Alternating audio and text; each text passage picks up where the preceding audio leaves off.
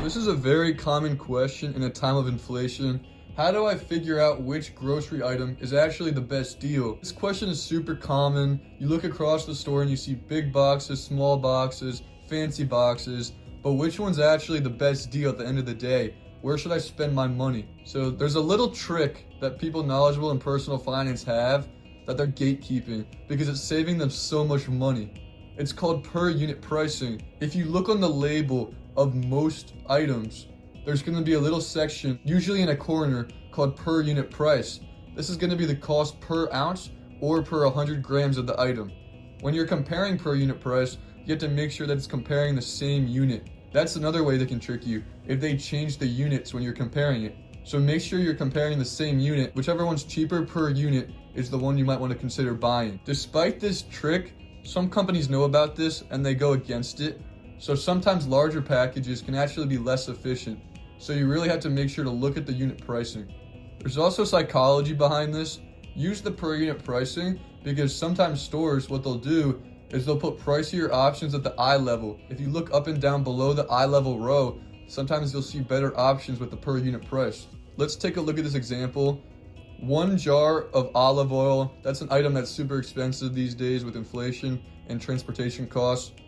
If you look at this item, there's a certain price. And on the other item, there's also a certain price from a different brand, from a different size potentially. Most people, they just go with the cheaper option. But if you look at the per unit price, one may actually give you more olive oil per unit. So if you use the per unit price, you can find the better deal in the most efficient way possible. Sometimes, in conclusion, it's best to ignore the front label. The real comparison might be hidden in the fine print. I've been hoping for this question.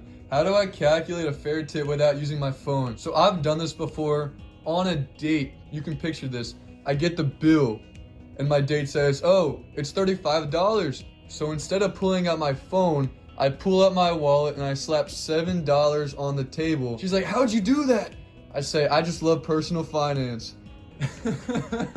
It's corny, but at the same time, it's a use of this incredible method to calculate tip efficiently. So how did I do this? How did I calculate tip without a calculator? So for a $35 tip, what I did was I moved the decimal point 1 over. So I turned 35 to 3.5. And then all I did was double it. So 3.5 becomes $7, and that's 20%. You can do this with any value in your head as long as you're decent at math. So if it's $400, it becomes 40 and then 80. So a 20% tip would be $80. Let's say if a $20 meal, $20 becomes 2 times 2 is $4 for a 20% tip. Sometimes though, 20% is a little bit too much. So you can always consider this a rounded up tip. You can always take off a little bit. If you get really good at this, you can do with even more complicated numbers.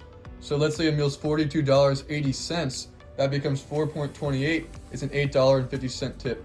Sometimes though, 20% might be too much. You just take off a little bit. Or if you want to be careful, you can just take 18% using a calculator. Sometimes though, I think it's better to tip the server a little bit more to show off this cool trick. Sometimes it's cooler to just do 20%. And then look cooler because you love personal finance. Tipping doesn't have to be complicated. Use this quick trick and trust your judgment. Sometimes it's cool at a family dinner or a date or anything to just show off your personal finance knowledge and instantly know the tip. What a fantastic question. Why does my food only fill half the container right now? So we talk a lot about inflation, but not a lot of people talk about what's called shrinkflation. It's the same box, but it's less food. So what's going on? What is shrinkflation? Shrinkflation is when companies keep the same price for an item, but they shrink the product size. A bag of chips might be the same exact price, but due to inflation, the amount of chips inside shrunk. So why do these companies do this? These companies that produce the food are dealing with inflation. And if they raise the price, they know that less people are going to buy the product. So what they do is they keep the same price, but in order to deal with inflation and to keep the same profits, they decrease the amount of food in the product. So it's not just you seeing things. With inflation, there's less and less food in containers these days. Part of it too is that the companies rely on you not noticing the change. They think you might not notice if there's less chips, less cereal, thinner packaging. They think it won't be recognized. It's also competitive business too. Other companies might raise their prices, and if you're a company that does shrinkflation, you might get more customers because the price is cheaper. And that's another reason that per unit pricing is so crucial when it comes to buying groceries. Your cereal box may have used to be 18 ounces, and now it could be 15. It could be the same exact price, the same exact box size, but when it comes down to it, there's less cereal in the box, and that's the result of shrinkflation. So over time, it's crucial to watch the weight of your products, not just the price. Shrinkflation can be sneaky, so make sure when you're managing your budget, when you're looking at personal finances, consider shrinkflation when it comes to inflation overall. So this question is fantastic because it addresses something that's growing in popularity, wholesale food stores like Costco, with skepticism, and that's crucial in finance. So does buying in bulk actually save me money, or is it just marketing? So obviously, of course, buying in bulk feels like a win. Whenever you buy in bulk, you feel like you save money, and that's one of the main reasons that stores like Costco are gaining popularity nowadays. Especially with rising prices and inflation, it can feel like a steal to buy in bulk. You can even test this yourself when you're in stores. If you check the per unit price and it's not lower, even though it usually is in bulk, you're actually not saving money and you're losing money in that situation. In most cases though, the per unit price of bulk items is going to be lower. The real trap though is wasting your money on bulk items that you're not going to use. If you have a large family and you're buying for them, obviously prices are going to skyrocket, so you're much better when it comes to buying in bulk. The real trap is when you're wasting money on items you won't use, such as perishable items like lettuce or spinach. If you buy these items, a lot of times they can perish, and that can be bad for your savings. You can waste all this money on bulk when in reality you might have been better off buying the smaller item. A lot of stores use the psychology of more meaning value, so you have to be aware of this when you're buying stuff. This can be a marketing trap, so you have to be really careful when navigating it.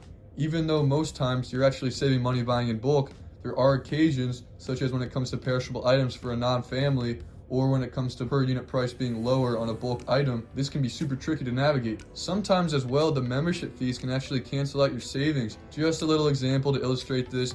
If you buy 3 pounds of spinach for $5, that sounds like an incredible deal. How can they sell this for so cheap? And then you realize why they were able to sell it for $5, because half of it ends up wilting in your fridge. So in conclusion, bulk saves money when you're smart about it. If you actually use it, it's incredible. If not, it's just overspending in a modern, marketable way. Okay, so this question asks, is it smarter to eat out or to grocery shop when prices are so high? So obviously this person's pretty overwhelmed by the price of groceries and everything in general because of inflation. Groceries are super expensive, but eating out is too, so which is smarter? So eating out is convenient. You have to remember, a lot of the time you're paying for convenience, but also for the experience of eating out. A lot of people are drawn to that overall dining experience and they can charge for that. Each meal these days costs a lot too. You've probably seen it if you've eaten out lately. It's around $12 to $20 easily per person. It could easily be a lot more expensive. A great thing about grocery stores is you can buy in bulk. You can stretch one meal into 5. Grocery shopping, it's a great way to save money overall. The problem with it though is if you overbuy, if you get tempted by the marketing or the psychology tricks, if you let the grocery store take control of you. If you avoid it, in most cases, the grocery store is a lot better than eating out. Just think about it like this. A $50 grocery store run, if you buy in bulk, if you buy smart, can feed you for 5 days. $50 at a restaurant, that can give you around a meal and a tip. Overall, grocery shopping wins by a mile. Make sure you're spending well. Make sure you're not getting tricked by the grocery store. And in general, it's the much better option overall. This is super important to be aware of. I'm thankful this question was brought up. Why does my grocery bill skyrocket when I shop hungry? So you go to the store, you see an item that you like, you pick it up. You're like, ooh, I want to have this. This will be great later in the week. And before you know it, your cart is stuffed with food. So why does this happen? There's a science behind it. There's reasoning behind it. The main reason is hunger boosts impulsivity. So when you see food, you want to eat it. You want to spend the money in an impulse. You want to put the food in your cart and you want to have it. There's just a science to it. You're more likely to impulse buy the food when you're hungry. It's pretty much a human instinct. When you're hungry, your brain isn't reasoning the price. You're thinking more about the food itself.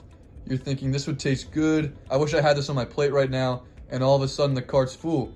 It's not about the price to your brain, it's about the food. It's even been officially confirmed with studies that you'll buy more than planned consistently, even non-food items. So chances are you're more likely to pick up a gift card or something you don't plan on spending at first if you're hungry, which is a shocking study, which just further adds to why you should look into this, why you should be aware of it, and why you should recognize it. When it comes down to it, shopping hungry can be considered financial sabotage.